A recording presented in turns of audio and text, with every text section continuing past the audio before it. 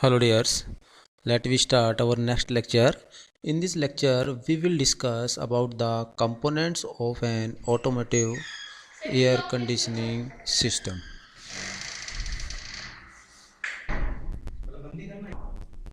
So, the first component is the compressor. As we know, compressor is the heart of an automotive air conditioning system. The pressure of the refrigerant so that it can transform vapor refrigerant into a liquid refrigerant. The liquid refrigerant enables the overall flow of air through the condenser. The next component is condenser. The condenser is a small device that controls the condensing when you want to set the car temperature to low or high. Liquid refrigerant sent by the compressor has to face the convection force provided by the radiator fan or by separated fan. This force helps in controlling it. Next is expansion valve. With the help of expansion valve, we control the pressure of the refrigerant. It reduces the pressure of the flowing refrigerator. Next component is evaporator. The evaporator is placed behind the AC vent and looks like the heat exchanger. It takes the heat from the car and converts it into liquid refrigerant by changing it into vapor. You can enjoy cooling through fan inside the passenger section. Next is the receiver dryer. Receiver dryer is known as the safety catch as it maintains the safety in the car. When we are using the air conditioner, sometimes liquid liquid start flowing towards the compressor instead of vapors, which can damage the compressor. So the receiver dryer is used inserted between compressor and evaporator to transform the remaining liquid into vapor and then send it for compression. Now the AC refrigerant. The refrigerant has a low boiling point and is used by the AC as a heat exchanging medium. Because refrigerant absorbs the heat, it is in the fluid form, so changing the temperature becomes very easy through it. At low temperature, the refrigerant converts into gaseous form while it stays liquid at the high temperature. So these are the some main important components or parts of a air conditioning system. Now the principle of car air conditioning system.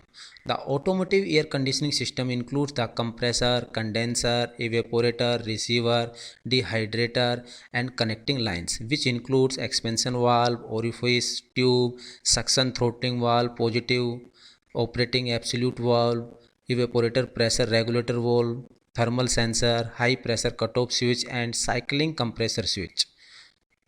In old days, Freon 12 was used as a refrigerant because it contains the CFC chlorofluorocarbon which destroy the ozone layer. So this is replaced by a new refrigerant that is R134A that is free from chlorofluorocarbon.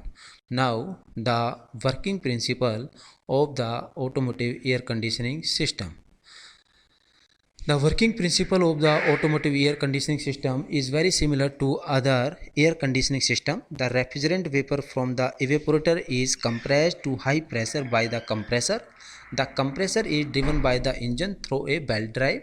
It is connected by a electromagnetic clutch which serve engage and disengage the compressor required. A variable displacement AC compressor is sometimes used to match compressor capacity to varying cooling requirement. Refrigerant pressure and temperature increases in the compressor and convert it into vapor form.